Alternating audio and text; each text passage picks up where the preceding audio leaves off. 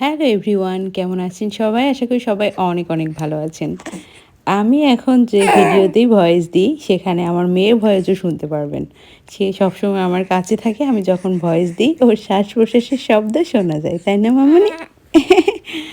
তো এই যে যারা পিকাচু এবং টুকুসকে দেখতে যাচ্ছেন, এই যে পিকাচু আর টুকুস একসাথে কখনোই ভিডিও করে না। দেখুন, খেয়াল করুন, আমি কিন্তু রুমের দরজাটা অফ করে তারপর ভিডিওটা মেক করছি, কারণ আপনারা পিকাচুকে দেখতে চান, বাট পিকাচু একদমই ক্যামেরার সামনে আসতে চায় না। ওই যে নিচে লুকিয়ে আছে।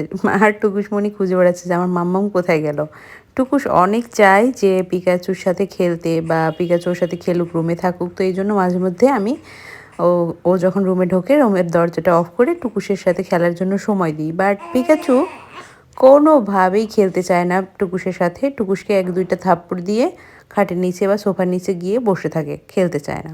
পিকাচু এখন একটা বড় মানুষ হয়ে